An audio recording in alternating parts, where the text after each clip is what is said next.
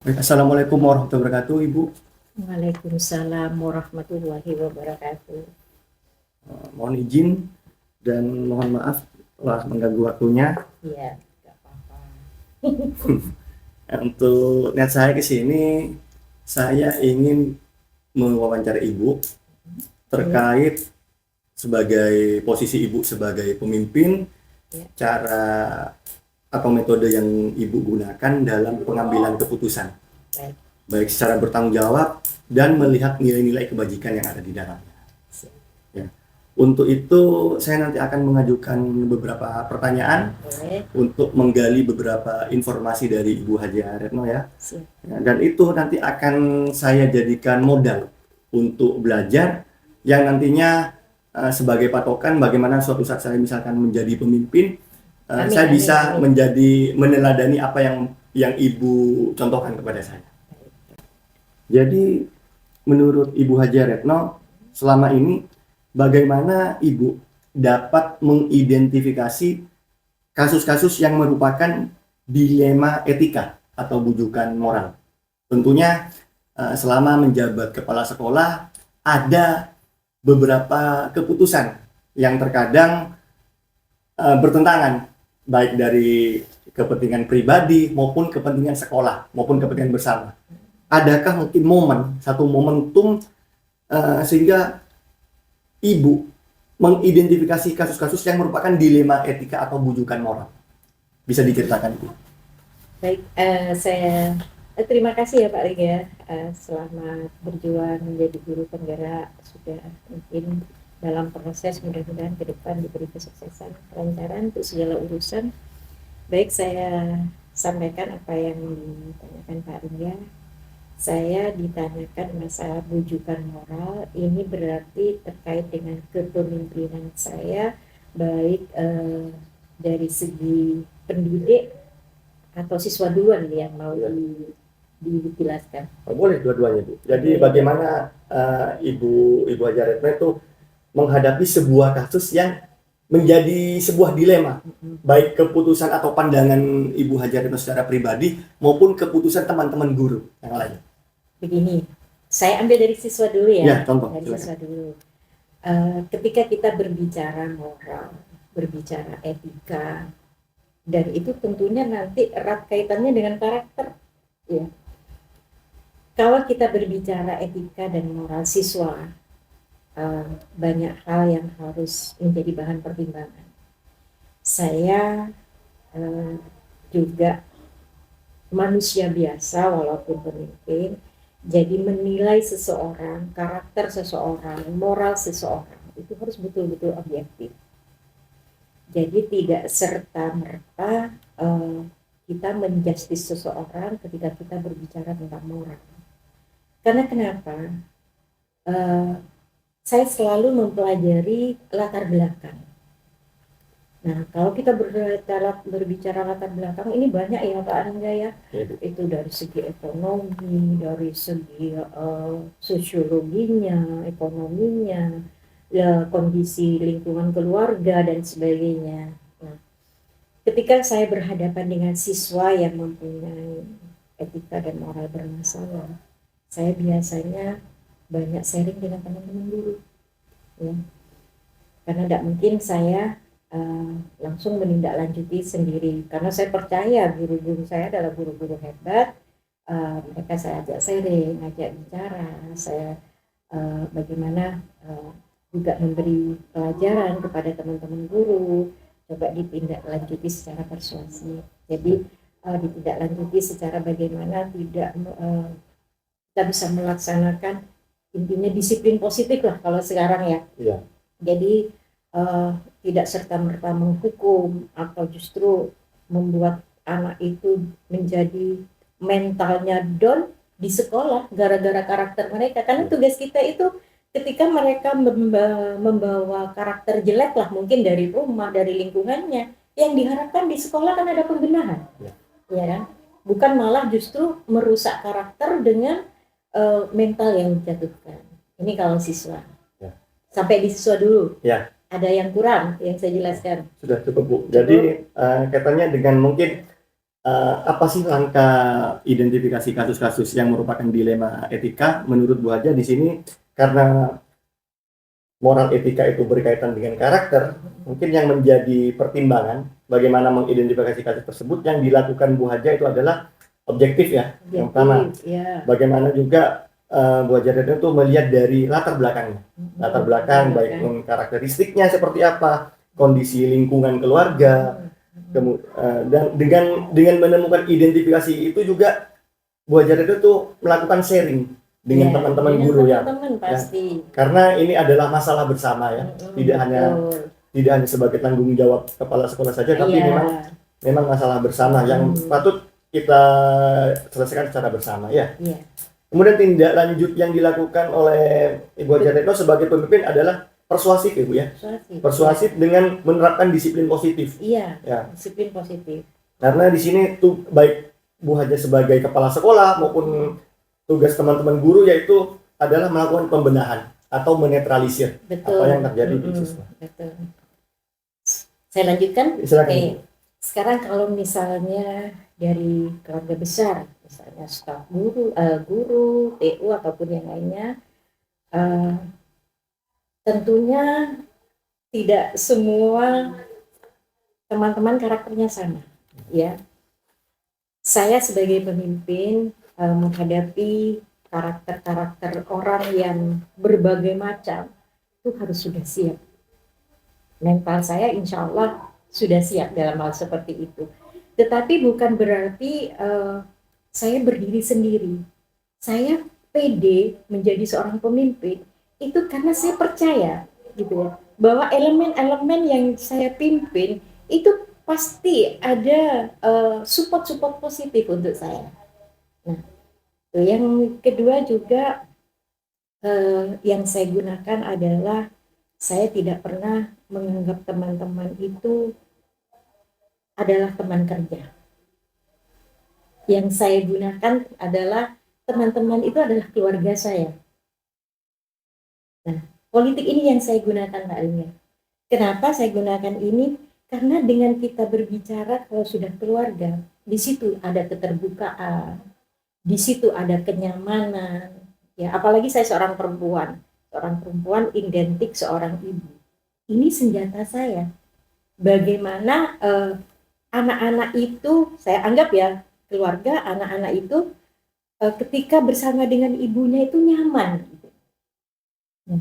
Dan ketika kita kalau sudah dengan ibu ini percaya, nyaman, maka otomatis seorang ibu ini enak dalam melaksanakan baik tadi ya pembinaan karakter, apa tadi yang ada kaitannya dengan moral? Karakter, terus penerapan disiplin positif, terus pembinaan moral itu sangat mudah sekali. Jadi ketika saya ya misalnya sekarang saya punya guru yang katakanlah misalnya suka balelo, suka nakal gitu ya. Saya tegur pasti karena itu kewajiban saya. Tapi cara menegur saya tidak serta-merta saya itu terus memojokkan dia, menjelekkan dia ya, atau bahkan menghantam dia dari kinerjanya dan sebagainya, tidak. Tetapi biasanya saya menggunakan kita ngobrol, cobalah begini, coba begitu ya. Satu kali tidak bisa, dua kali. Yang penting tidak ada kata menyerah bagi saya. Dan yang pasti seorang pemimpin dalam memperbaiki moral dan etika itu adalah sebuah ikhtiar. Ikhtiar ini tidak bisa menentukan hasil, ya. Karena hasil selain dari niat orangnya sendiri itu adalah ranah Tuhan sudah. Ya. Yang penting bagi saya tetap ikhtiar untuk perbaikan moral dan sebagainya, karena saya tanamkan bahwa seorang guru ya itu adalah sebuah amanah inspirasi yang harus dipunyai setiap guru. Jadi kita sadarkan lewat itu, termasuk bagaimana kita itu mempersiapkan diri untuk betul-betul menjadi inspirasi, bagaimana kita itu bisa mempersiapkan diri bahwa guru adalah insan pembelajar ya. Ya memang tidak semudah membalikkan telapak tangan. Tetapi yang penting bagi seorang pemimpin itu tidak menyerah. Soal nanti ada imbal balik yang kurang baik ke pemimpin dan sebagainya, ya pemimpin harus siap gitu ya. Ya. Saya siap, dan landasannya juga dari sisi itu juga harus tegas tapi sabar tapi tegas gitu loh. Oke. Jadi saya tarik garis merah Ibu ya. Jadi bagaimana cara Ibu mengidentifikasi juga dari sisi melihat guru dan TU. Yang pertama yang Ibu Haja lakukan adalah siap mental. Sebagai pemimpin kita harus memiliki siap mental.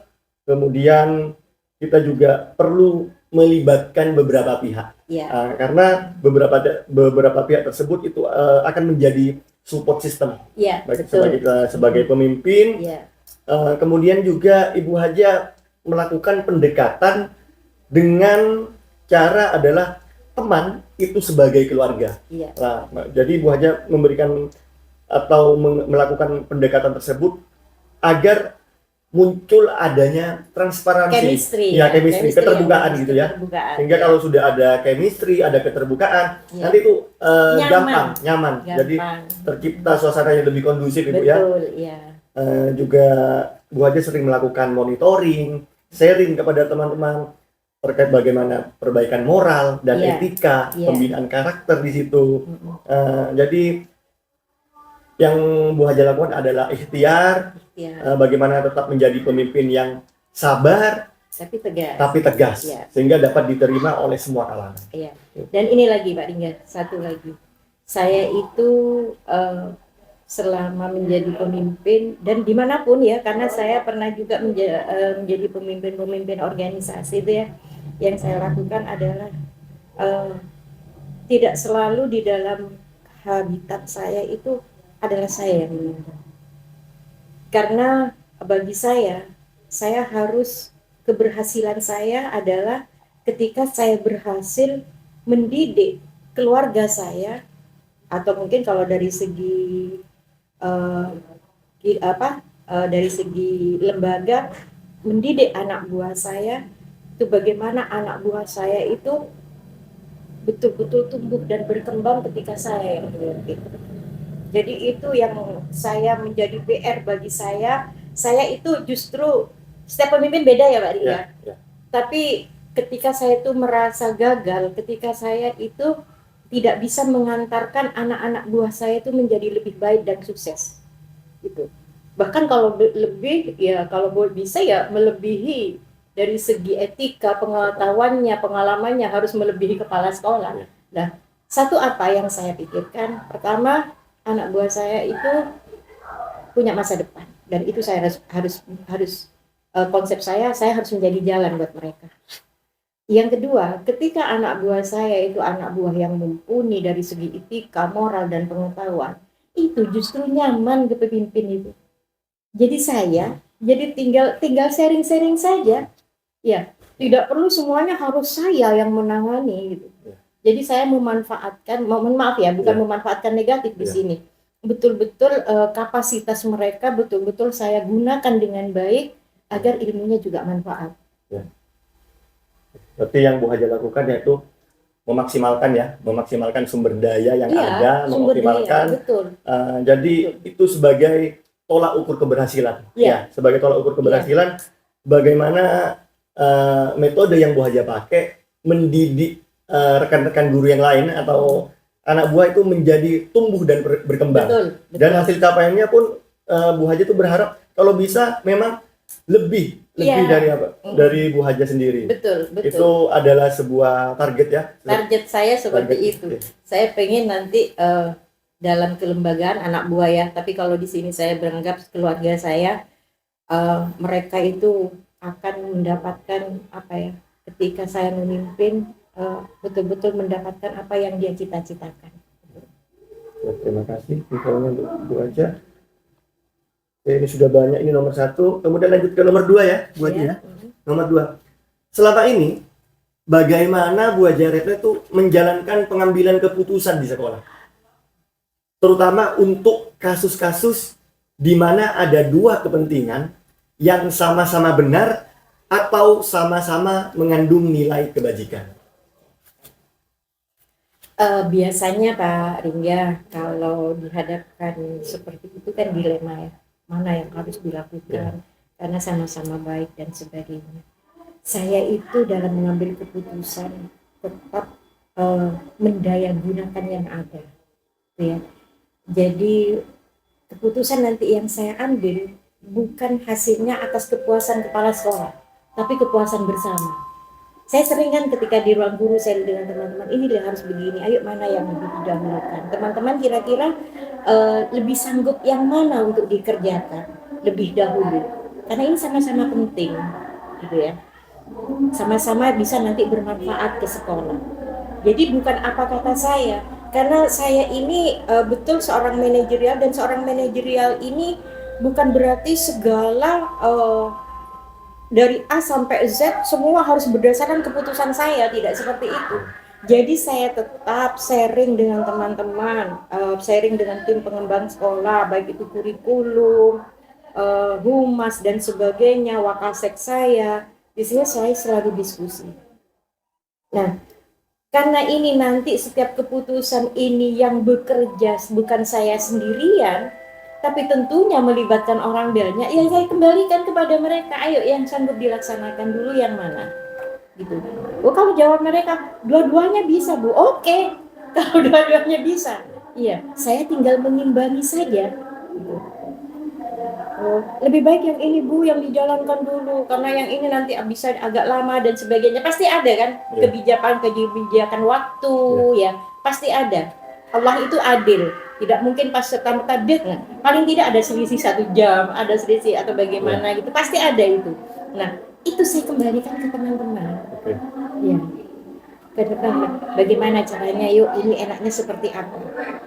Jadi kalau saya, kepentingan saya, nanti malah kan teman-teman, ini malah mereka apa ya, kata orang Madura itu amuk-amukan dikira gitu. Jadi itu setiap keputusan yang menyangkut masalah sekolah gitu. Kalau menyangkut masalah anggaran, nah di sini saya sedikit banyak menggunakan power Pak Rima. Power sebagai pimpinan. Karena apa? Saya selama menjadi kepala sekolah kan banyak juga menerima curhat ya dari guru-guru dan sebagainya, termasuk awal-awal dulu Pak Ringga, Bu saya mau ini, buat ini enggak ada Bu, buat ini saya enggak ada Bu, ngajar di kelas sarana juga enggak ada. Nah itu berarti kan saya harus menggunakan power untuk kepentingan sekolah. Ini kalau kita berbicara anggaran loh Pak. Jadi saya tidak mau nanti justru pengelolaan anggaran berbasis kepala sekolah, tidak seperti itu, tapi berbasis kepentingan guru dan siswa. Jadi itu yang saya betul-betul komit dalam hal seperti itu.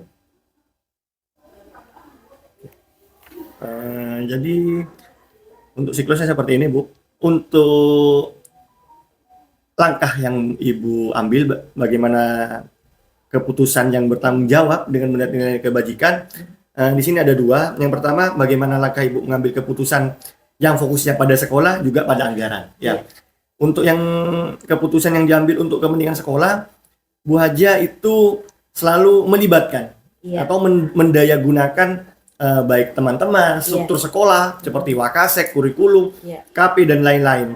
Kemudian keputusan yang diambil juga adalah keputusan bersama. Jadi Bu Haja di sini memberikan pemantik. Kemudian Bu Haja berikan kepada rekan-rekan untuk diselesaikan secara bersama, sehingga mereka juga berpikir kritis terkait masalah tersebut. Dan punya tanggung jawab juga akhirnya. Gitu. Memancing untuk mereka menumbuhkan rasa memiliki tanggung jawab. Jadi juga Bu Haja itu memilih skala prioritas. Betul. Mana yang perlu didahulukan, kebermanfaatan untuk sekolah. Iya, betul. Bu Haja juga sering melakukan sharing ya. Tadi sudah dijelaskan sharing dan pelibatan terkait teman-teman guru atau struktur-struktur yang ada di sekolah.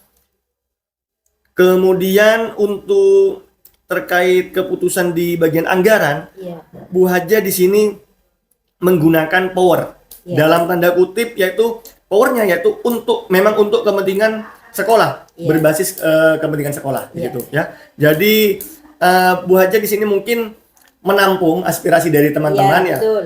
Dan keputusan yang diambil itu memang Berdasarkan berdasarkan- tampungan dari Oke. pendapatnya teman-teman tadi. Ya, tampungan dari pendapat teman-teman ya. Iya. Oke, ini sudah cukup menjelaskan. Bisa lanjut ke pertanyaan ketiga, Ibu. Boleh. Untuk pertanyaan ketiga itu adalah langkah-langkah atau prosedur seperti apa yang biasa Ibu Haja Retno lakukan selama ini? Tadi sebenarnya di depan sudah jelas ya, tapi saya Iya. saya tekankan lagi di situ bahwa saya tetap menggunakan asas kekeluargaan. Jadi apa ya? Saya tidak baik dalam mengambil keputusan, apalagi kebijakan-kebijakan yang menyangkut hajat sekolah. Jadi saya tetap, langkah saya adalah saya itu sharing dengan teman-teman. Langkah awal saya itu. Jadi dari teman-teman saya bisa mengambil kesimpulan, oh seperti ini. Gitu. Jadi yang tahu di lapangan kondisi sekolah itu adalah teman-teman guru, Pak. Iya. Kepala sekolah ini ya ada kalanya bisa datang ke kelas. Kalau saya setiap hari biasanya ngontrol ya ke kelas dan sekolah biasanya setiap hari seperti itu. Tapi permasalahan yang betul-betul paham di siswa dan sekolah itu adalah teman-teman guru, teman-teman TU, ya, staf, ya, terus justru para cleaning service, ya, itu yang mereka tahu di lapangan. Makanya saya di depan tadi mengatakan saya lebih bersenang menggunakan asas terbuka. Jadi kalau misalnya ada permasalahan apa, ayo kita bicarakan bersama. Jadi saya juga harus terbuka ke teman-teman, gitu.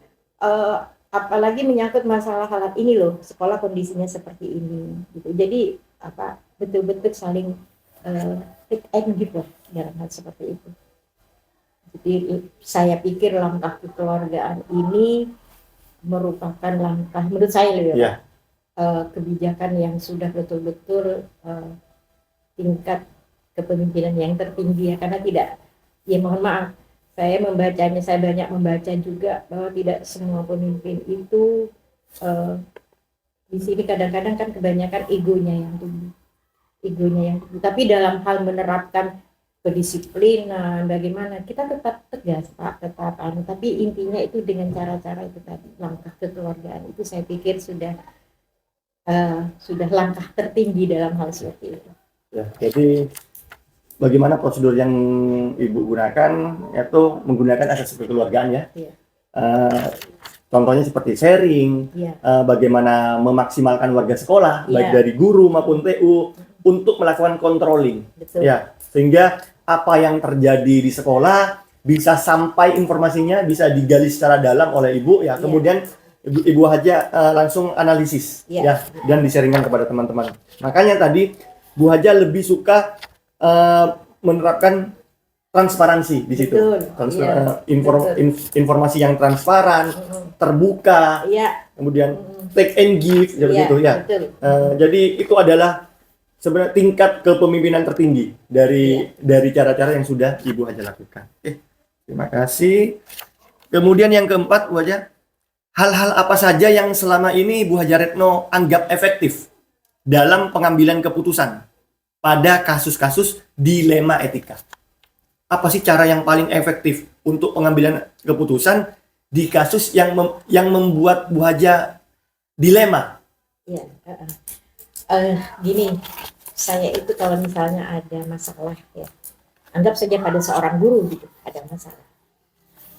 Biasanya kan teman-teman itu kan curhat juga ya, misalnya gini Bu, gini. Mereka sebenarnya bukan mengadu domba, mungkin juga merasa tidak nyaman mungkin dengan etika seseorang gitu ya. Saya tampung gitu ya. Tapi saya terus bilang ke teman-teman, saya izin ya dalam mengambil tindakan seperti ini, satu adalah biarkan saya menggunakan dengan cara saya sendiri. Dan saya tidak suka dengan cara kekerasan. Ya, karena kita itu adalah orang-orang yang berilmu, berpendidikan, beriman, berakhlak, insya Allah itu. Jadi langkah yang akan saya ambil untuk menindaklanjuti sebuah kedisiplinan etika yang terabaikan kalau Bapak Ibu percaya, biarkan saya menyelesaikan dengan cara sendiri. Dan biasanya ketika saya mendapat laporan dari teman-teman begini, saya itu akan memanggil, ya. memanggil, eh, memanggil, ya, saya ajak ngobrol, ya. Saya ajak ngobrol bukan dengan teguran-teguran keras dan sebagainya yang bisa membuat orang itu konfrontatif, tidak. Ya. Tapi saya lebih senang eh, orang yang bersangkutan itu malah menjadikan saya teman curhat. Nah, ketika dia curhat ke saya, dan biasanya saya jujur ya seperti itu, gitu ya, biasanya saya seperti itu.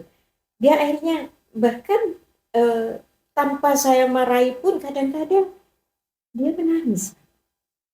Iya. Padahal kan orang lain lihat, oh ini etikanya ini udah bagus dan sebagainya. Nah, orang seperti itu yang saya katakan tadi, tidak siswa, tidak guru dan sebagainya. Kita itu hanya bisa tidak bisa menjustis melihat orang itu berbuat seperti itu adalah salah. Mungkin ini yang saya gunakan dalam teori ya, karena basic saya orang hukum ya Pak ya. Ya. Jadi hukum itu bukan untuk menghukum sebenarnya. Ya. Hukum itu adalah bagaimana mencarikan solusi, jalan keluar, ya, jalan keluar sehingga akhirnya juga bisa melindungi, bukan hanya sekedar menghukum, melindungi gitu. Nah, ini mungkin yang tidak banyak dipahami oleh banyak orang ya Pak. Karena kalau sudah dihukum itu pasti dijatuhi hukuman, hukum itu pasti dipukul, hukum itu pasti dirajam, tidak seperti itu ya. Nah, hukum itu harus juga berdiri menjadi pelindung bagi mereka-mereka yang cacat etika, cacat moral, di situ cacat mental juga seperti itu. Jadi saya anggap ketika bagaimana orang yang bersangkutan itu bermasalah, ketika saya ajak ngomong ya, apalagi sampai bisa menyentuh hatinya, itu biasanya tanpa saya suruh pun langsung minta maaf. Bahkan walaupun laki-laki kan itu bisa menangis. Nah, kalau sudah seperti itu, berarti dari segi kejiwaan dia sadar perbuatannya salah. Cuma nafsunya yang tidak bisa dia kendalikan, mungkin dari kadar iman yang perlu diperbaiki, ya. Atau ayo kita sadarkan dengan hal-hal yang sekiranya bagaimana dia bisa berbuat baik, merubah caranya dalam bergaul, caranya dalam bertindak, itu betul-betul akhirnya dia sadar dari hatinya sendiri. Karena tidak ada yang bisa merubah hati kita selain Allah dan niat kita sendiri. Loh, pemimpin perannya apa? Pemimpin memberikan solusi, ya, memberikan gambaran. Kecuali memang betul-betul itu melanggar hukum dan undang-undang, lain ceritanya Pak. Pemimpin di sini harus tegas. Ya. Misalnya contohnya sampai membuat orang lain jadi korban cedera atau meninggal dan sebagainya, ini lain-lain. Tapi bagi saya yang penting tidak patah semangat. Selama keluarga saya, ayolah kita saling menghargai, saling membina, saling memberi contoh yang baik, dan tidak mengenal putus asa dalam membina.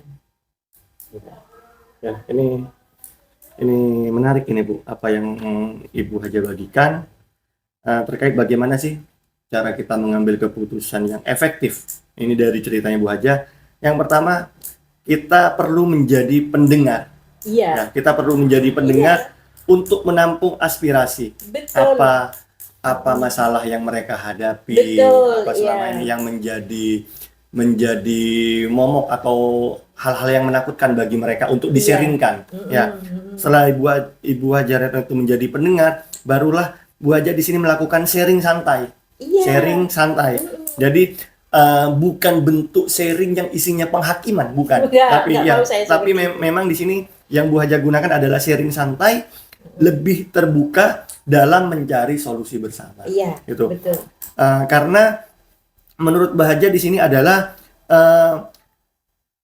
bagaimana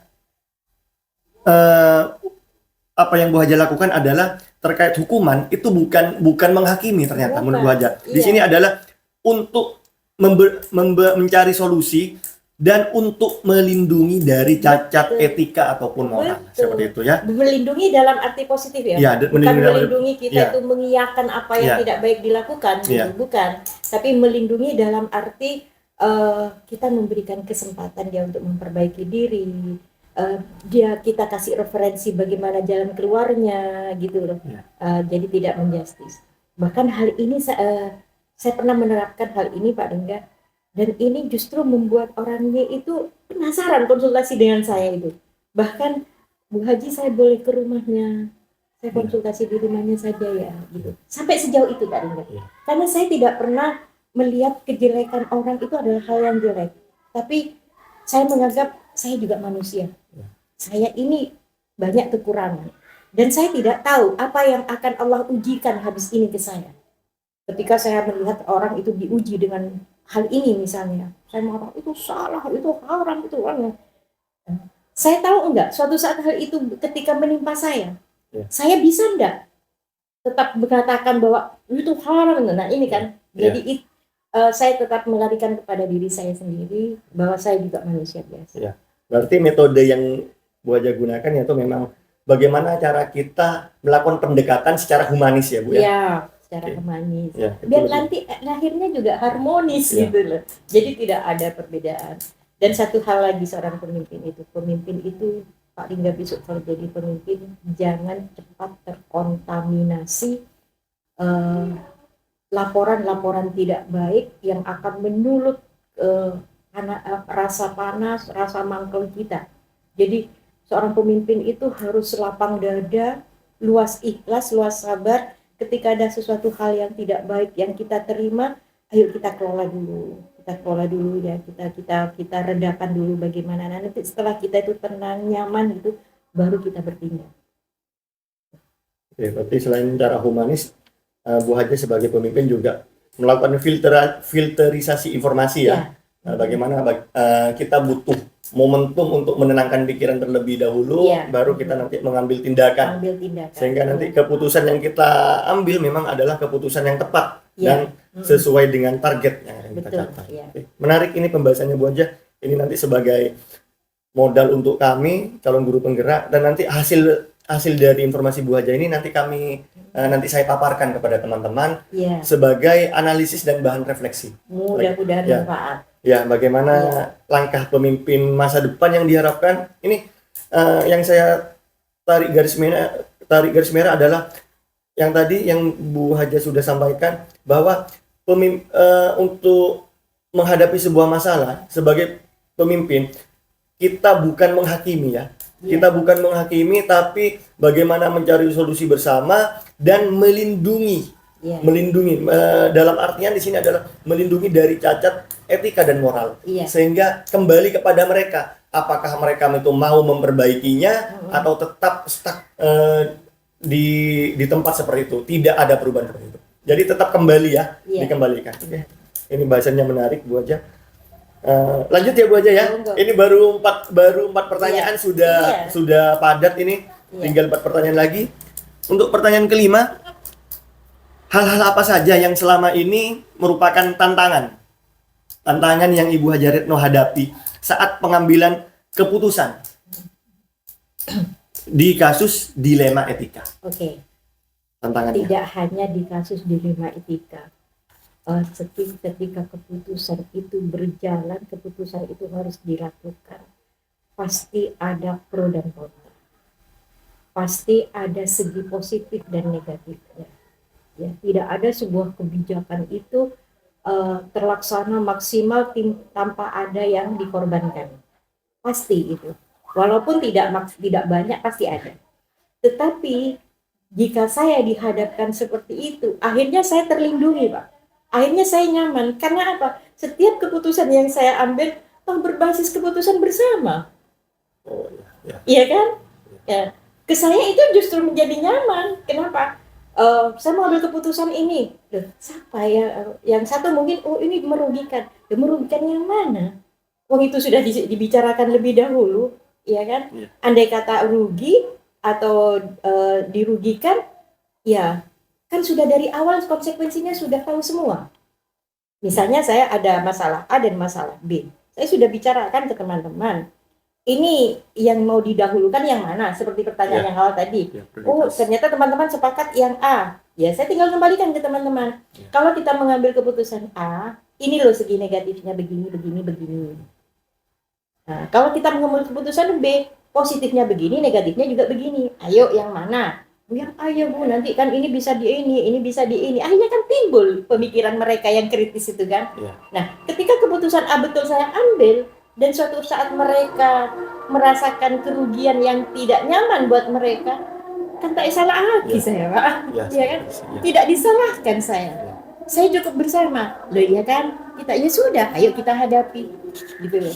Jadi sebuah keputusan yang negatif lahirnya itu tidak serta-merta pas kita putus asa, tidak. Biasanya kalau saya menyemangati teman-teman, ya ini akhirnya seperti ini Bu Haji.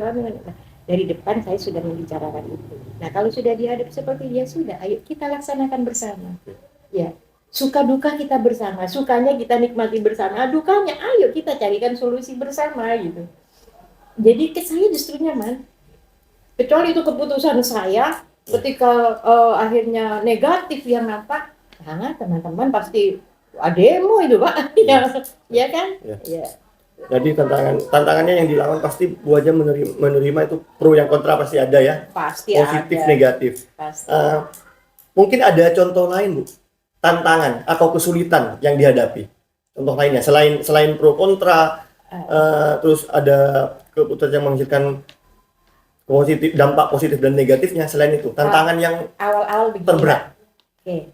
Awal-awal saya di sekolah ini ada, terutama menghadapi karakter pembiasaan yang dibiasakan dan dibiarkan dari dulu, sehingga ketika saya mau merubah itu butuh perang batin beneran. Ya. Tapi saya percaya ke Allah, saya percaya bahwa niat yang baik akan Allah lindungi, akan Allah jaga. Saya pikir awal-awal Pak Ringga ini kan berjuang dari awal bersama saya di sini, paham akan apa yang saya sampaikan ya. Jadi merubah karakter, merubah pola pikir, mindset teman-teman gitu ya. Bagaimana menerima kepemimpinan saya yang bermodel transparan, bermodel melibatkan berbagai banyak pihak. Ini bukan ini tantangan yang berat dulu awal-awal Pak saya di sini. Tapi alhamdulillah saya tidak tahu hati seseorang karena saya tidak bisa menjangkaunya. Tapi yang saya jalani lambat laun mereka sadar. Mereka ya mudah-mudahan ya, Bismillah, mereka sadar bahwa apa yang saya lakukan, apa yang saya perbuat itu adalah semata-mata bukan kepentingan pribadi saya. Karena tipe saya Pak, saya ini besar di organisasi. Saya terbiasa menghadapi hal-hal yang menyakitkan, mungkin itu sudah, katakanlah saya bukan senang dengan hal seperti itu, tapi saya harus siap ya. Cuma kadang-kadang kan saya juga manusia biasa ya, kadang-kadang ya ada emosi juga, kadang-kadang gini, tapi biasanya setelah itu saya banyak istighfar aja, ya Allah tolong tuntun saya, tolong beri petunjuk saya gitu. Karena saya setiap berharap itu ke Allah, saya itu mampukan saya bagi apa yang saya ingin rubah dengan ke hal yang baik. Tapi ketika saya tidak Allah takdirkan mampu gitu, maka kuatkan hati saya, mental saya, fisik saya. Gitu. Karena merubah itu tidak gampang Bapak. Ya. Kita merubah kepada hal yang baik, kadang-kadang diterima tidak baik. Ya kan? Tetapi kadang-kadang kalau Allah memberi kekuatan dan kemampuan kita untuk merubah, akhirnya berjalan untuk berubah. Tapi kalau Allah tidak mengizinkan, saya tidak diberi kemampuan untuk merubah, maka Allah harus menguatkan saya gitu Pak. Harus saya memberikan saya keikhlasan yang begitu luas gitu. Jadi terkait tantangan yang Ibu hadapi selama pertama kali menjabat di sini sampai sekarang, pastinya ada keputusan-keputusan yang diambil, pasti ada pro dan kontranya ya. Ada dampak positif dan negatifnya. Kemudian Ibu menghadapi perang karakter, bagaimana menghadapi karakter yang ada di sekolah kita di sini, di mana karakter di situ memerangi kebiasaan yang negatif di sini. Ada perang batin di situ. Ada bagaimana langkah ibu, PR ibu selama ini adalah mengubah pola pikir rekan-rekan guru dan lain, bagaimana mereka berkembang, mengubah hal-hal yang biasa dilakukan kemudian menjadi tidak biasa. Mereka kan itu jadi PR besar yang selama ini. Betul. Kemudian tantangannya itu bagaimana menerima kepemimpinan yang transparan atau pelibatan. Jadi mungkin selama ini teman-teman merasa kaget dari cara-cara yang sudah sebelumnya yang sering kita lakukan di sini, menerima kepemimpinan ibu yang transparan, yang melakukan pelibatan. Kalau dulu kan setiap kegiatan itu fokusnya kepada satu titik tertentu, 1% tertentu. Tapi kali ini di kepemimpinan Bu Haja sekarang kan ada pelibatan di situ. Bagaimana memaksimalkan tiap orang, apa potensinya, kekuatannya apa untuk menyelesaikan masalah atau tugas yang ada di sekolah. Jadi ini yang saya lingkari, Bu, ada pro kontra menghadapi karakter, terutama kebiasaan negatif yang telah dilakukan selama ini ya. Betul. Namun yang saya garis bawahi di sini juga, Bu, bagaimana ibu itu masih melakukan cara yang lebih humanis. Saya pikir seperti itu. Kenapa? Otomatis Ibu Haja ini sendiri bisa melakukan cara yang ekstrim seperti potong generasi, yang cara-cara yang lebih ekstrim bisa. Tapi mungkin Bu Haja lebih suka prosesnya ya. Bagaimana tadi sudah dijelaskan, melakukan pendekatan, sharing, bagaimana menampung aspirasi teman-teman. Itu yang saya pelajari dari statement-statement yang sudah Bu Haja berikan. Banyak Pak Lingga. Makanya ketika Pak Lingga besok jadi pemimpin ya, jangan berhenti belajar, itu kuncinya. Terus yang kedua lagi Pak Lingga, pemimpin itu bisa saja menggunakan kekuasaan. Misalnya sekarang Pak Lingga mbalelo, saya tinggal tanda tangan, keluar selesai. Kepala sekolah tuh punya hak untuk seperti itu. Bahkan siapa yang saya pernah mendapat madat seperti ini, siapa yang mau menjadi penyakit dalam pengembangan, silakan, boleh dikeluarkan gitu ya. Tapi saya tidak menggunakan hak itu. Karena kenapa? Kembali kepada tadi ya, tidak ada manusia ini yang tidak punya hal yang negatif. Kita manusia tidak ada yang sempurna. Dan saya masih melihat kesempurnaan seseorang dari negatifnya, dari negatif yang dia lakukan. Saya masih ingin begini. Saya pernah belajar dari gurunya, dari sebuah buku yang di besar ya Pak Mahdi siapa gitu, bukunya itu masih ada di rak buku saya itu.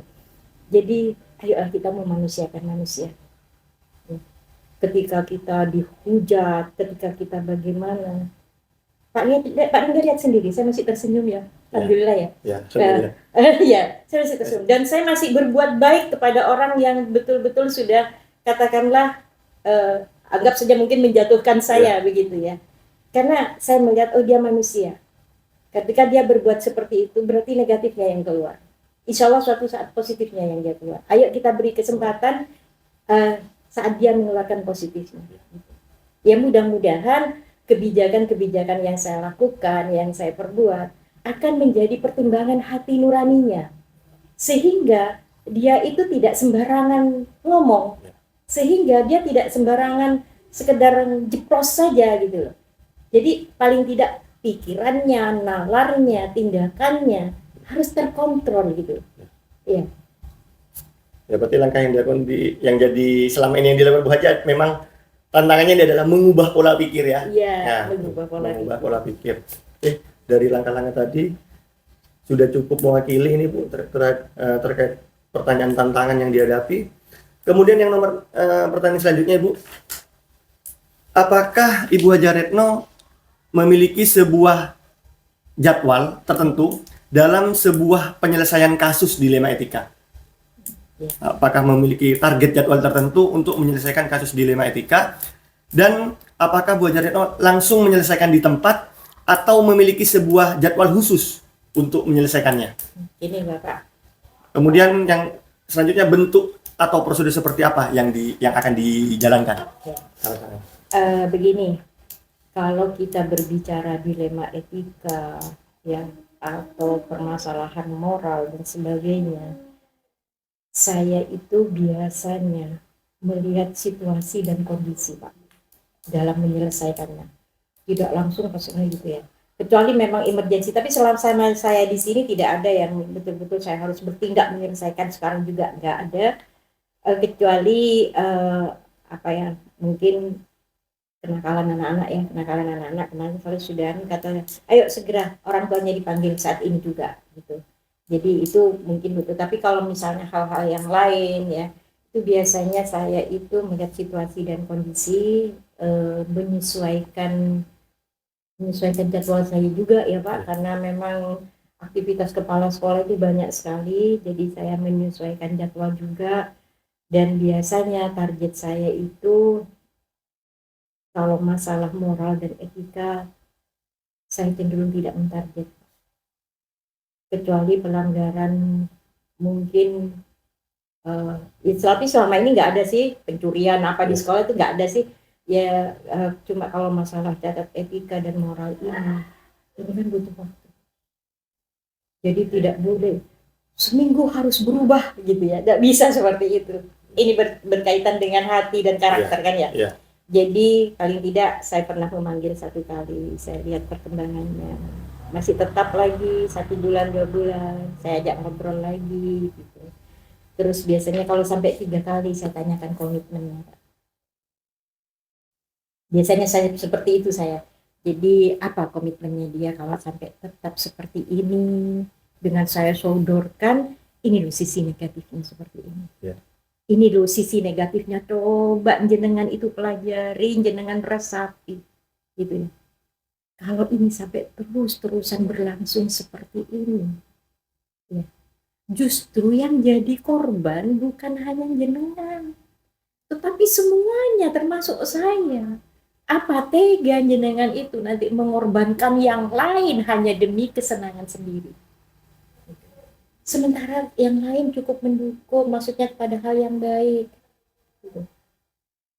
Apakah air susu harus dibalas dengan air tuba dengan perbuatan karakter jenengan gitu. Biasanya saya seperti itu. Kalau sudah kata-kata ini saya ucapkan ketika memang betul-betul dia baleo. Ya. Tapi biasanya orang ini akan penasaran, dan biasanya Pak yang saya selama ini biasanya dia datang ke rumah, ngobrol di rumah, katanya kalau di rumah lebih terbuka, lebih nyaman gitu ya, biasanya seperti itu. Ya sudah, nggak apa-apa. Membina karakter itu tidak semudah itu ya, termasuk ke anak-anak kita ya. Jadi kita butuh telaten, butuh sabar, tapi juga butuh tegas. Tegasnya di mana? Ayo disiplin positif dilaksanakan. Beri mereka referensi, mereka ya ajaklah alam pikiran mereka kepada hal-hal yang sekiranya berbau agama ya. Karena itu yang selama ini saya gunakan. Jadi hal-hal yang berbau agama saya jadikan sentuhan itu. Nah untuk ini gimana? Saya juga harus belajar. Jadi saya belajar bagaimana mempelajari ilmu psikologi dikaitkan dengan ilmu agama, ilmu hukum, pengetahuan umum gitu. Makanya saya sempat juga berpesan ke Pak Ringga ya, Pak Ringga kalau jadi guru jangan hanya belajar ilmu keguruan, karena nanti Pak Ringga akan menghadapi banyak hal ketika sudah menjadi pemimpin. Bahkan sekarang pun ketika jadi guru, Pak Ringga sudah pemimpin yang sudah banyak tahu banyak hal untuk diketahui, ya kan? Jadi terkait bagaimana Ibu menyelesaikan sebuah kasus dilema etika, yang pertama Ibu Haja melihat situasi kondisi terlebih dahulu ya. Yes, karena Ibu Haja itu adalah seorang kepala sekolah, juga perlu menyesuaikan jadwal. Apakah nanti berbenturan, tapi memang terkait dengan masalah-masalah yang benar-benar urgensinya, mungkin Bu Haja langsung menyelesaikan ya pada saat itu juga.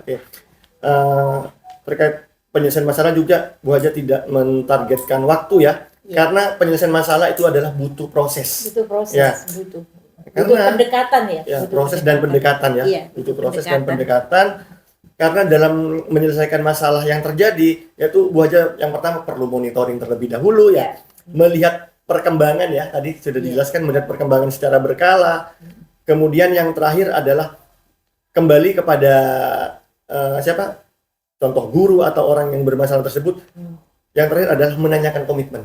Iya. Bagaimana dia bisa berubah, bagaimana bisa mengatasi masalahnya sendiri dengan caranya sendiri. Iya. Yang lebih berdampak seperti itu. Iya. Oke. Dan yang terakhir adalah penerapan disiplin positif ya Bu Haja ya. Bagaimana tadi Bu Haja mengaitkan dengan cara-cara spiritualitas, Iya. ilmu psikologi, pendekatan-pendekatan seperti itu. Oke. Selanjutnya Bu Haja, mungkin adakah seseorang atau faktor-faktor tertentu apa yang selama ini mempermudah atau membantu Ibu Haja Retno dalam mengambil keputusan? Kerjasama, kekeluargaan. Mungkin bisa Itu sangat lebih membantu. spesifik Bu, subjeknya. Ini kan yang ditanyakan adakah seseorang atau faktor-faktor, seseorang dan faktor. Tadi faktornya kerjasama ya. Kerjasama, iya. Saya itu biasanya lihat masalah itu juga melibatkan orang yang kompeten di itu. Ya, misalnya sekarang dari segi kenakalan anak-anak, saya banyak sharing dengan BK itu. Jadi itu nanti saya memberi masukan ke BK gitu, seperti itu. Jadi tetap bagaimana ada sinergitas di situ Pak, sinergitas dalam melaksanakan. Ini kalau ke siswa ya Pak. Iya. Walaupun ada teman-teman guru atau staff dan sebagainya, biasanya juga yang saya sharing. Atau paling tidak kalau misalnya saya banyak ya Pak, banyak, makanya saya mungkin ya, bukan saya ini enggak, saya itu banyak membaca, itu sangat manfaatnya sangat banyak Pak. Jadi biasanya saya itu banyak membaca buku, belajar kepemimpinan dari orang-orang yang katakanlah lebih profesional dari saya, tokoh-tokoh nasional, dari para pahlawan, biografi mereka, cara kepemimpinan mereka. Nah biasanya dari situ saya mengambil hikmah, oh kayaknya cara ini deh yang lebih enak diterapkan gitu. Nah, jadi makanya saya itu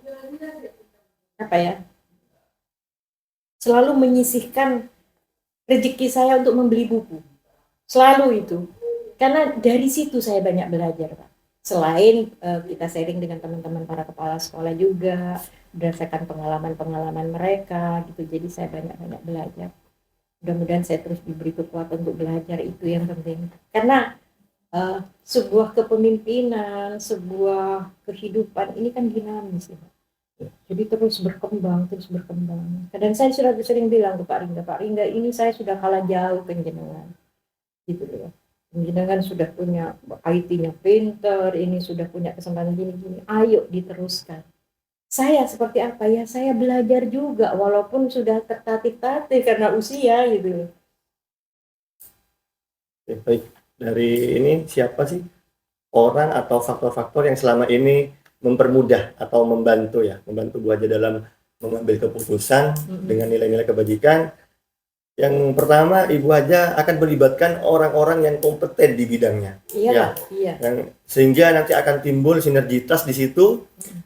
Yang kedua, Bu Haja juga ada atau sering melakukan sharing dengan teman-teman KS bagaimana penerapan kepemimpinan, pengambilan keputusan yang bertanggung jawab.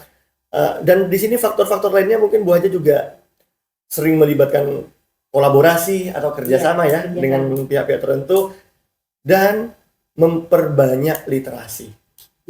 Memperbanyak literasi sehingga banyak serapan-serapan ilmu yang bisa Bu Haja gunakan dalam mengambil keputusan.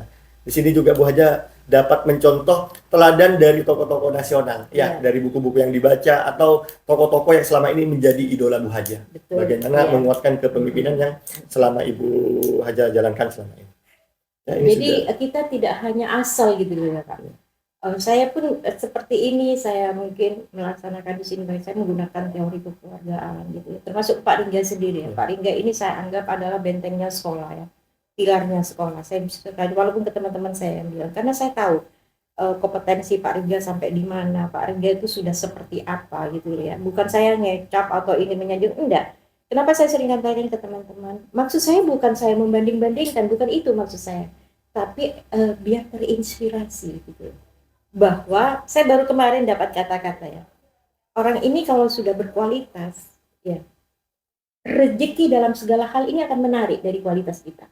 Rezeki kan bukan hanya uang, Iya. Pak, iya kan? Iya. Rezeki bukan hanya uang, dia dipertemukan dengan orang-orang baik, ya kan? Dia diberi kesempatan belajar, ya kan? Iya. Nah, kalau orang sudah punya kualitas diri, mutu kita bagus gitu ya, itu rezeki akan datang ke kita. Ingat, saya garis bawahi lagi, rezeki bukan hanya uang, ya, rezeki bukan hanya uang, itu yang harus ditanamkan pada komitmen berjuang. Karena kalau orientasinya hanya uang, dia akan terbatas geraknya nanti. Ya ada uangnya, enggak ada kalau enggak ada Ya. uangnya, ya kan? Ya. Tetapi kalau orang melaksanakan ini, akhirnya hidupnya tidak akan manfaat. Yang ia dapat hanya manfaat untuk dirinya sendiri. Sedangkan adalah ibadah yang terbaik adalah bagaimana kita itu memanfaatkan diri kita untuk kehidupan orang banyak itu. Makanya saya sering memotivasi Pak Ringga, tapi saya ya juga teman-teman saya juga mensupport untuk seperti ini. Dan merubah mindset seperti ini sulit loh Pak. Tidak mudah loh Pak. Iya kan? Ya. Tidak mudah. Berarti ada dorongan motivasi ya? Iya, ada dorongan motivasi di situ. Harus gitu. Jadi biar teman-teman itu juga terinspirasi dan pemimpin itu Pak harus jeli melihat potensi. Harus itu dicatat kalau jadi pemimpin itu. Jadi kalau potensinya A, ya support dia untuk potensi itu. Gitu. Jalan ini nanti insya Allah jalan. Ya, potensinya tiap orang itu pasti punya potensi. Ya. Sekecil apapun itu. Nah itu yang kita harus kembangkan. Harus kembangkan. Disesuaikan dengan tugas dan tanggung jawab. Ini banyak informasi yang didapat ini. Lengkap. Yang tidak terasa Bu ya, sudah di pertanyaan terakhir. Ya. Ini enaknya kalau sharing santai, wawancaranya ya nggak kaku. Jadi banyak informasi yang sudah saya dapat ini bisa saya presentasikan ke teman-teman untuk berbagi Bu terkait kepemimpinan. Dan yang terakhir Bu, pertanyaannya, dari semua hal yang telah disampaikan, pembelajaran apa yang Ibu Hajar Retno petik dari pengalaman Ibu mengambil keputusan dilema etika?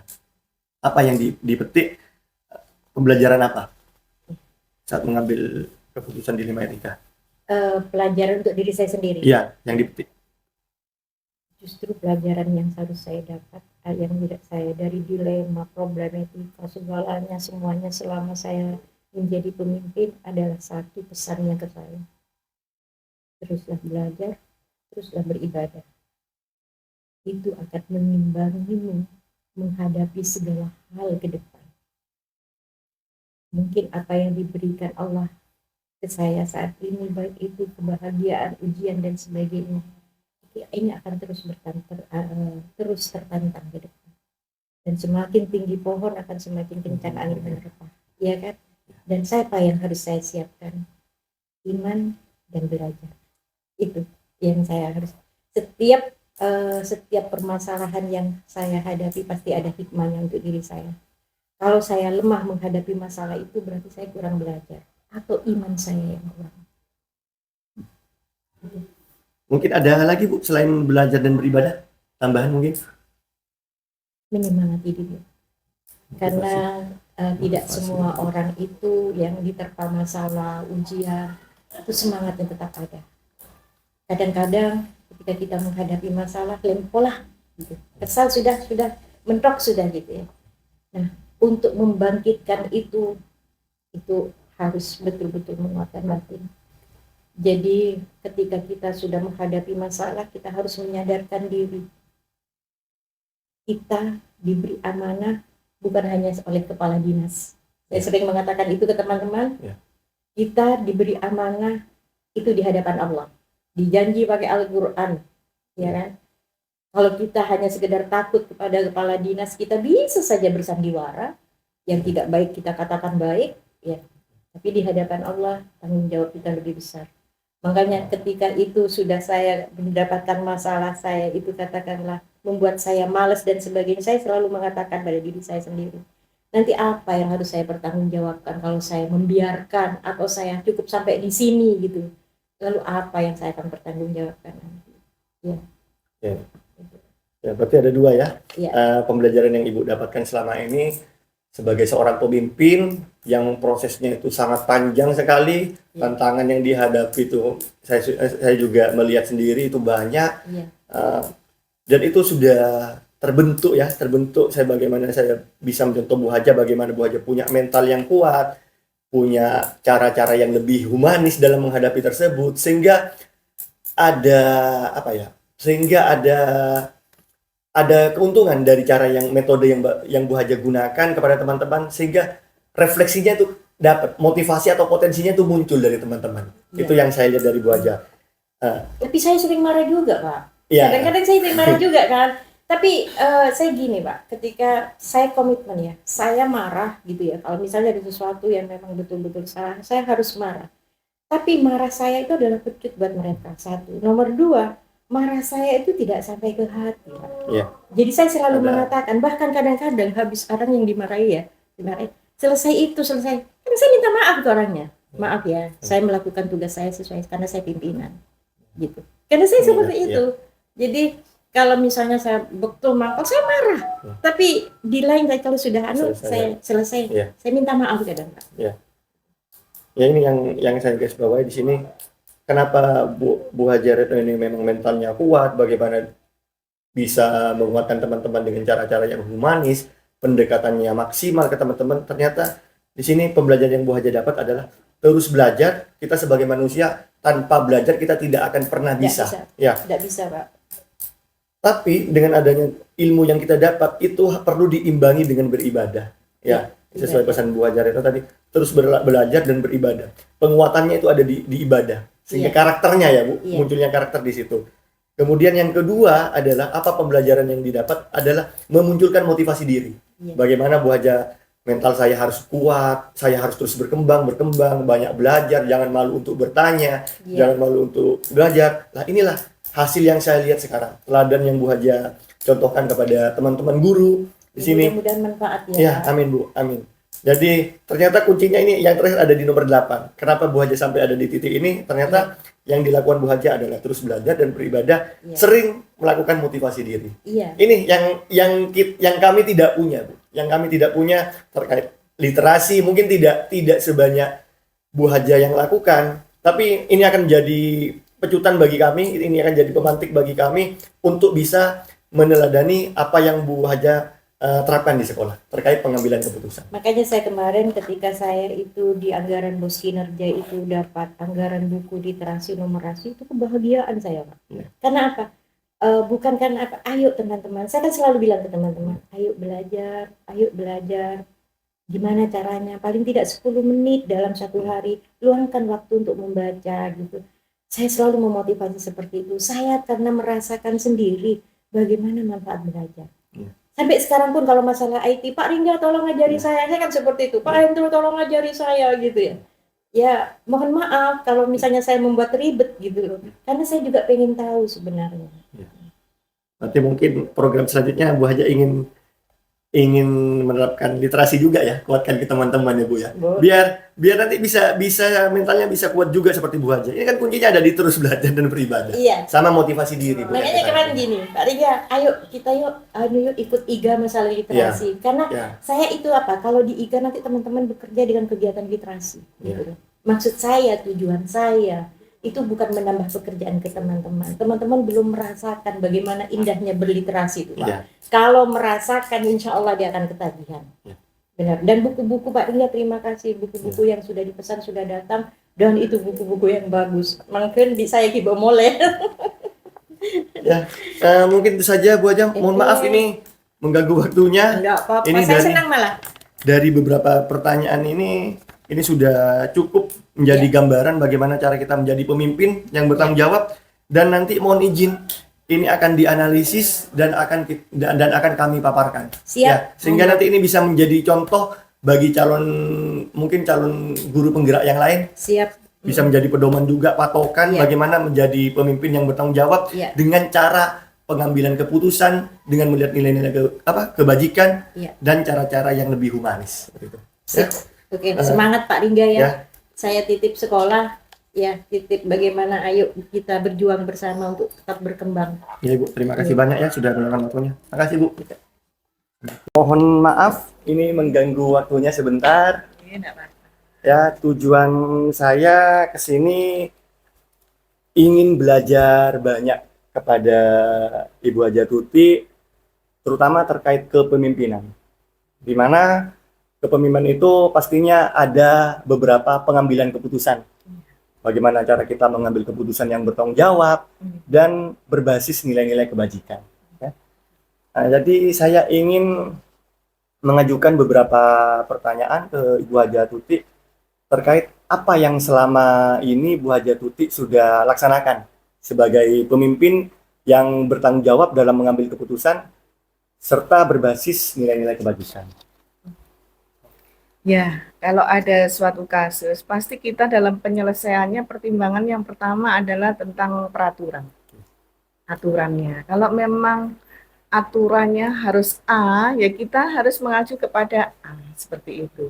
Tetapi mungkin situasi dan kondisi itu masih tidak sesuai ya dengan aturan itu, yang sehingga kita juga harus agak beda dengan peraturan itu. Cuma kalau ada seperti itu, kita pasti sesuaikan dengan nilai-nilai yang kebajikan tadi, apa ini manfaatnya untuk semua orang, atau ini hanya manfaat untuk beberapa orang saja. Ini banyak membawa manfaat atau di samping itu juga ada kemudaratannya. Jadi kalau kita menimbang-nimbang itu lebih banyak positifnya, lebih banyak manfaatnya, ya kita pastikan, kita putuskan yang banyak manfaatnya. Jangan sampai memutuskan sesuatu itu hanya bermanfaat pada segelintir orang saja, tetapi dari segi yang luas itu malah merugikan.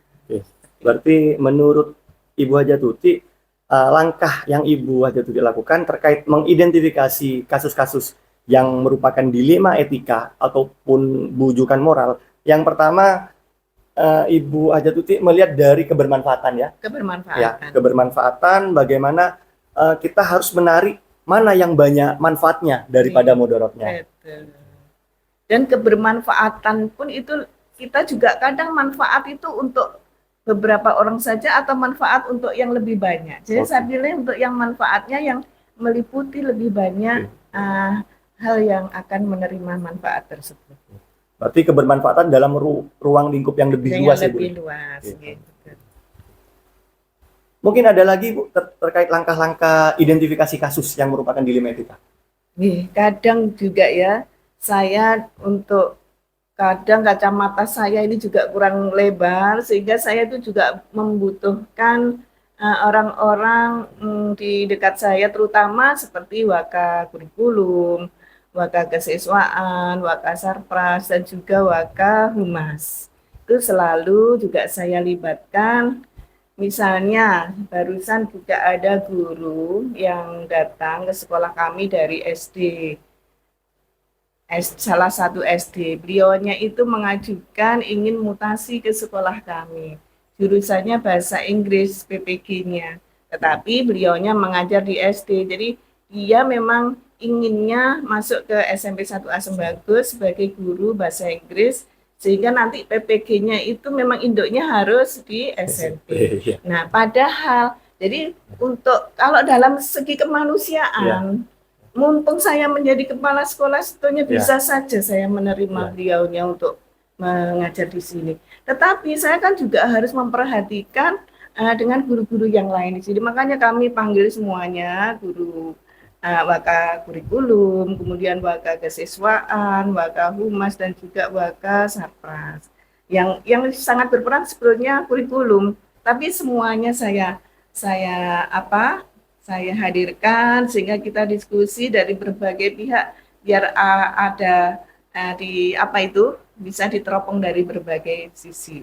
Kemudian ternyata setelah kita diskusikan dengan kurikulum bahwa kita sudah ada 4 guru, sehingga kalau mau menerima lagi 1 guru bahasa Inggris itu hanya kita bisa memberikan 12 jam. Nah, 12 jam ini padahal beliaunya kalau untuk bisa cair sertifikasinya di sini kan harus dapat 24 juga. Kalau kita memaksakan menerima itu ini kan akhirnya juga guru yang sudah ada akhirnya tidak valid. Iya. Nah, kalau misalnya mau diangkat nanti untuk menjadi guru dengan tugas tambahan, kadang juga masih perlu dipertanyakan juga untuk kemampuannya dalam tidak sembarang kita menunjuk seseorang mendapat tugas tambahan sebagai waka sehingga dapat 12 jam. Kan tidak seperti itu. Kita juga lihat kompetensinya, kemudian kemampuannya, dan sebagainya dalam menjalankan tugas.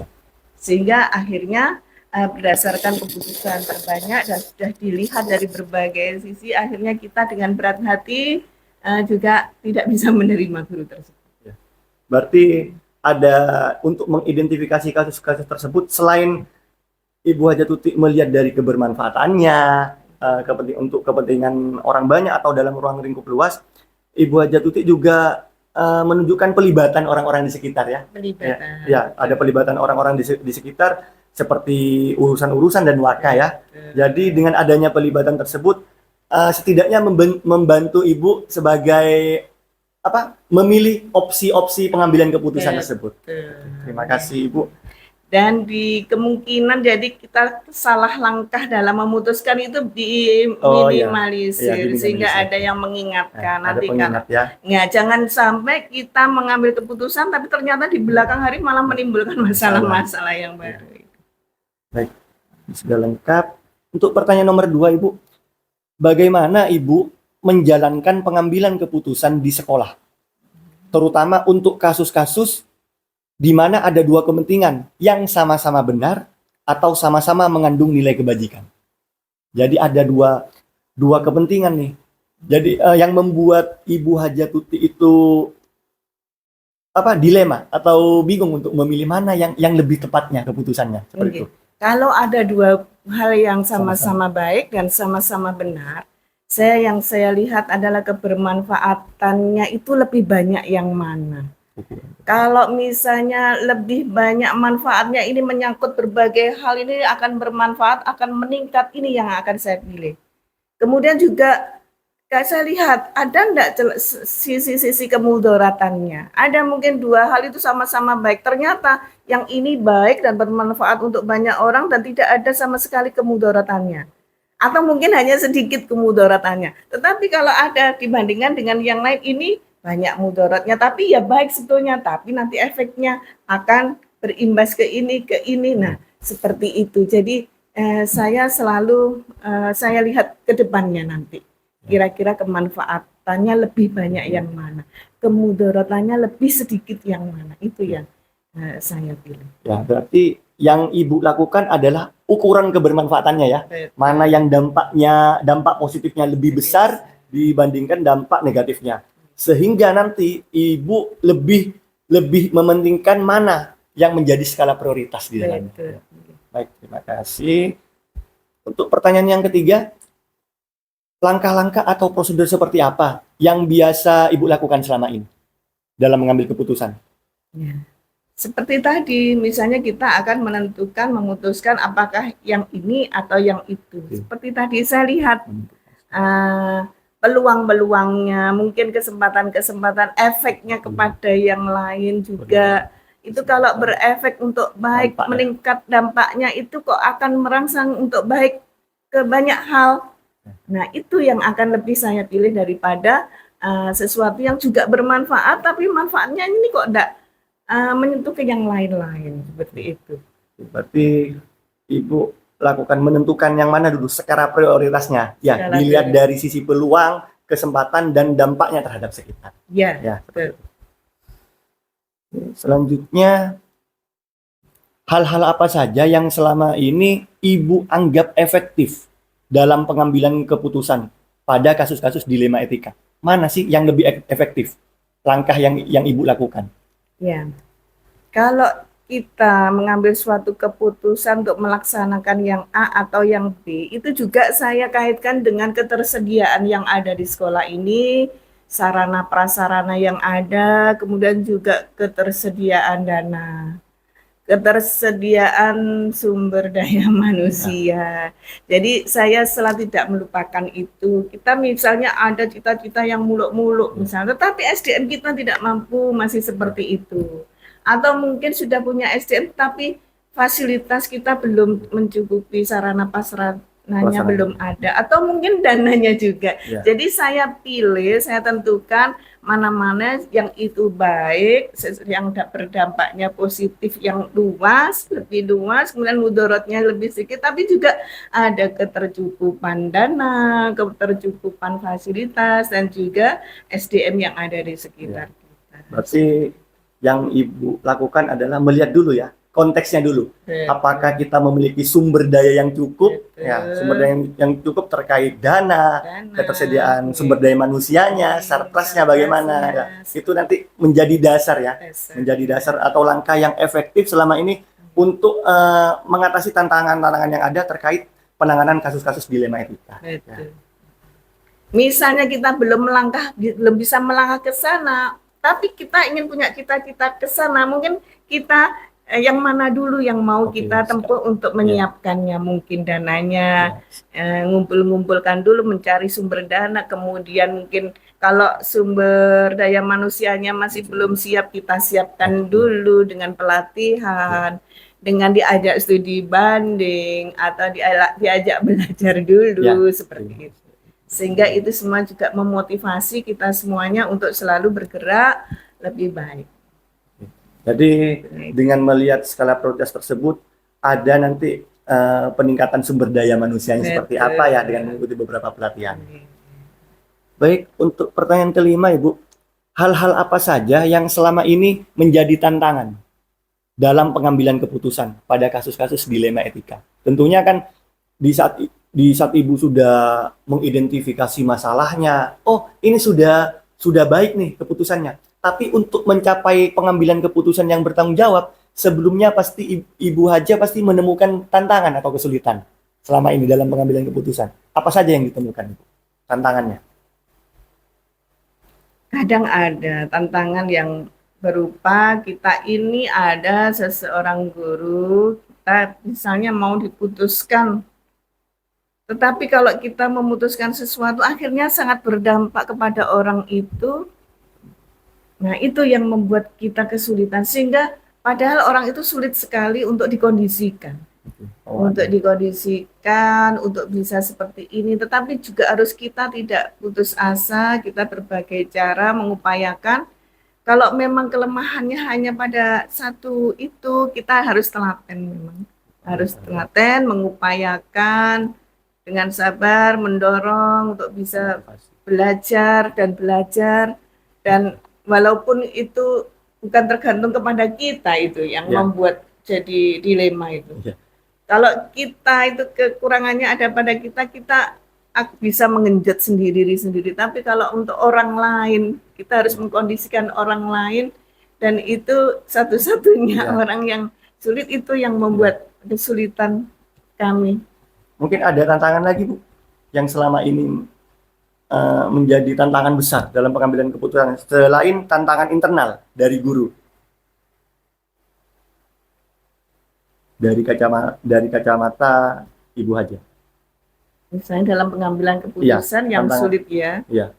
Selain dari guru. Apa misalnya? Kan tadi kan tantangannya ada beberapa guru yang kadang bertentangan dengan apa yang kita putuskan. Jadi Bu Haja tetap melakukan beberapa upaya kan, bisa mendorong, memberikan motivasi untuk pengembangan kompetensinya, atau mungkin ada tantangan lain yang selama ini dihadapi Bu Haja? Tantangan lainnya mungkin akan menilai apa adanya di dalam PMM nanti, sehingga ini yang masih belum dicoba. Nah, kalau misalnya guru ini karena tidak mampu melaksanakan tugas, sehingga kita di PMM sudah dengan berbagai cara diobservasi, ada kekurangan, disuruh memperbaiki, kemudian ditindaklanjut, kemudian direfleksi lagi, kok masih tetap tidak bisa baik ya.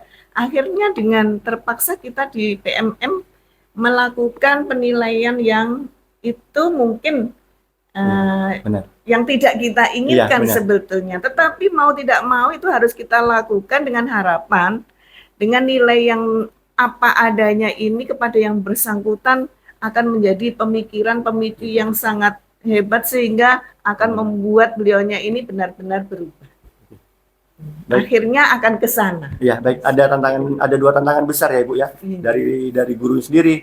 Mungkin yang saya lihat ini, Bu, menilai apa adanya di dalam PMM. Itu saya lihat dari Ibu sendiri. Ini pasti merasa kesulitan karena memang bagaimana kita dalam menilai sisi humanisnya, kedekatan Humanis. kita dengan seorang guru tersebut, tapi juga bertentangan dengan nilai tanggung jawab kita sebagai pemimpin. Ya, ini jadi catatan, Bu, bagi kami juga sebagai calon-calon pemimpin, untuk teman-teman juga, bahwa bagaimana sih memposisikan kita sebagai seorang pemimpin yang menilai sesuatu dari posisi kita yang memiliki seorang yang penuh tanggung jawab dengan sisi humanis tadi. Kemudian, apakah Ibu memiliki sebuah jadwal tertentu dalam menyelesaikan kasus, Bu? Apakah Ibu juga langsung menyelesaikan kasus tersebut di tempat atau memiliki jadwal khusus untuk menyelesaikannya? Atau bisa Bu Tuti menceritakan bentuk atau prosedurnya seperti apa? Misalkan bila menemukan masalah tersebut. Kita kondisional ya Pak Ringga, kondisional. Kalau memang itu sesuatu itu memang harus segera diputuskan, kita harus bisa berpikir cepat. Harus bisa berpikir cepat. Kalau memang ini kita segera berkoordinasi, segera melakukan langkah-langkah yang terbaik biar segera kondusif. Tetapi kalau di sini waktunya itu relatif longgar, tidak harus cepat, kita harus betul-betul atur strategi.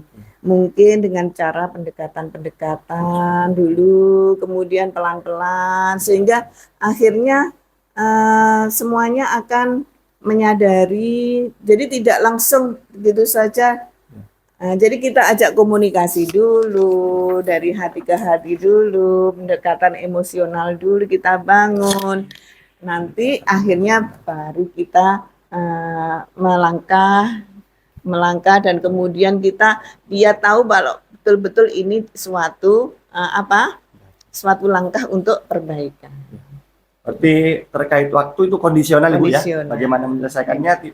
Jadi Ibu aja juga melihat mana yang melihat dari segi urgensinya, mana yang perlu diselesaikan lebih dahulu, mana yang memang perlu waktu. Ya, karena semuanya proses. Kemudian Ibu aja segera melakukan koordinasi. Ya, koordinasi baik dengan yang bersangkutan maupun dengan rekan-rekan yang lain, Ibu ya. Kemudian juga Ibu juga perlu mengatur strategi, ya, melakukan beberapa pendekatan untuk membangun komunikasi di sini, baik berupa pendekatan emosional. Kemudian dari hasil pendekatan tersebut muncullah nanti tindakan apa yang harus Ibu lakukan. Mungkin dengan diperlakukan seperti itu, kadang seseorang sudah berubah. Jadi sudah mengerti, tergantung cara kita.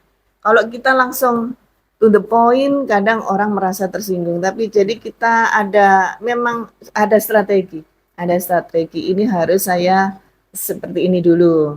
Nanti setelah ini begini dulu. Sambil lalu, bahkan kadang mereka tidak merasa bahwa ternyata kita ini ingin merubah suatu keadaan. Tetapi ternyata dengan sedikit demi sedikit akhirnya seseorang itu bisa berubah. Ya.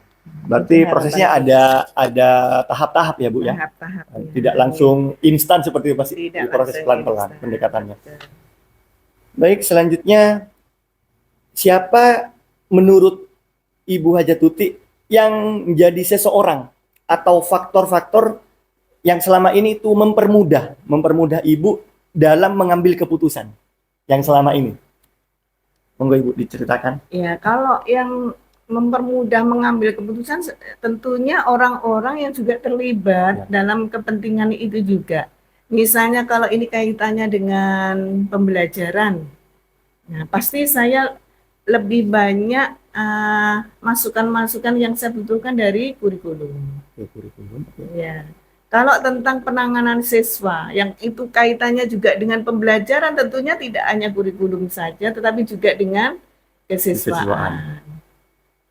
Bahkan kalau tentang keamanan misalnya, karena misalnya yang kita hadapi ini sesuatu yang berkaitan dengan siswa, kemudian juga dengan pembelajarannya, kemudian juga sistem keamanan di sekolah ini juga berarti harus dengan satpam, Ya. dengan humas kita libatkan juga.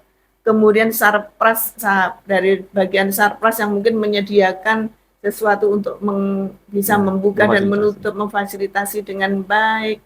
Jadi saya tidak mungkin bisa bekerja sendiri, memutuskan sendiri. Saya pasti selalu koordinasi dengan pihak-pihak yang terkait, yang sekiranya bersentuhan dengan masalah tersebut. Berarti di sini yang menjadi seseorang atau faktor-faktor yang dapat mempermudah Ibu mengambil keputusan yaitu melibatkan beberapa orang yang memang memiliki kompetensi di bidangnya. Ya, seperti untuk pembelajaran ada pelibatan kurikulum di situ. Untuk siswa itu ada pelibatan kesiswaan dan lain-lainnya, Bu ya. Oke, jadi mengoptimalkan orang-orang yang kompeten di bidangnya.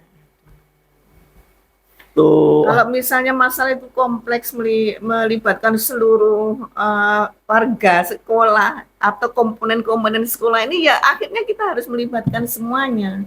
Gitu. Akan tidak lengkap kalau ada sesuatu yang kita tinggalkan begitu saja. Jadi kita biar segala sesuatu itu akhirnya bergandengan tangan, kita semuanya menyadari bahwa sesuatu ini harus kita atasi bersama-sama. Baik. Jadi memaksimalkan sumber daya yang ada ya Bu ya. Oke. Wah, udah terasa ini Bu. Sampai ke pertanyaan terakhir ini sudah.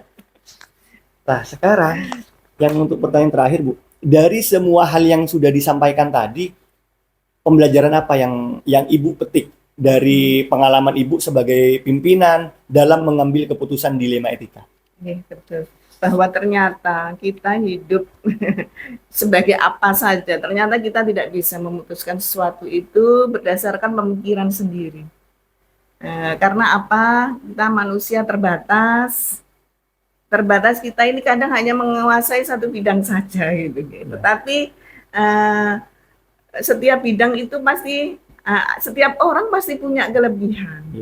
Selain di sisi yang lain ada kekurangannya. Jadi dengan mengetahui bahwa ternyata diri ini tidak sempurna, paling kelebihan kita ini cuma satu. Padahal setiap orang punya satu kelebihan. Jadi kalau kita memanfaatkan semuanya, kita ambil kelebihan. Oh, kelebihan ini ada pada si A, kelebihan yang ini ada pada si B, kelebihan ini pada si. Dengan kita merangkul semuanya, akhirnya kita bisa membuat sesuatu keputusan yang itu sempurna atau mendekati sempurna karena kita melibatkan orang-orang yang betul paham di bidangnya.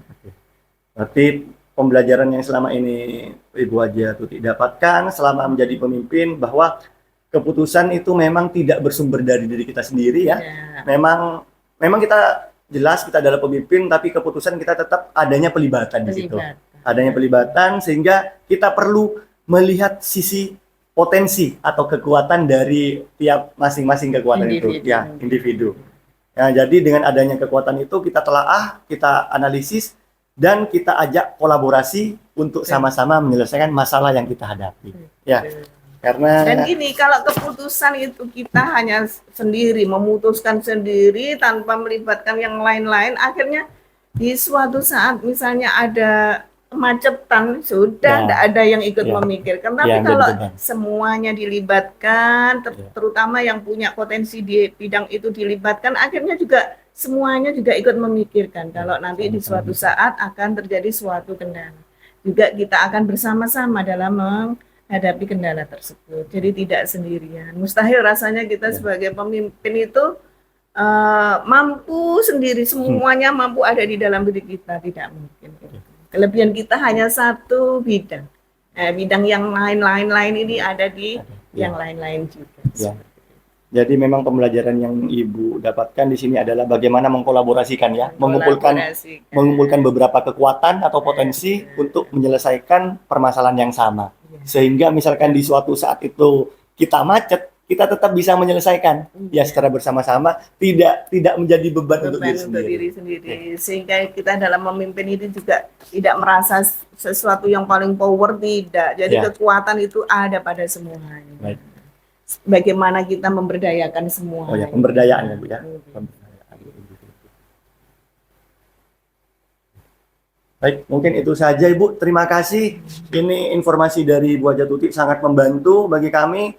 Yang nanti akan kami paparkan juga sebagai bahan ajar buat kami juga. Bagaimana sih menjadi pemimpin yang bertanggung jawab, memilih keputusan yang tepat sasaran, tepat tujuan, dengan cara melibatkan beberapa orang yang memang kompeten di bidangnya. Seperti itu. Bahwa tadi pesan Ibu tadi bahwa kita tidak bisa mengambil keputusan secara sendiri, kita juga perlu melihat sisi potensi atau kekuatan di tiap individu. Ya, itu saja Ibu dari saya. Terima kasih atas waktunya telah memberikan informasi ini, dan semoga informasi yang kami dapatkan ini dapat membantu kami atau menjadi modal bagi kami untuk menjadi pemimpin seperti apa yang sudah Ibu contohkan. Pak Arya, mudah-mudahan selalu diberi kelancaran, kemudahan, dan kesuksesan. Amin. Ya, terima kasih Bu ya. Terima kasih, sama-sama. Assalamualaikum warahmatullahi wabarakatuh. Waalaikumsalam.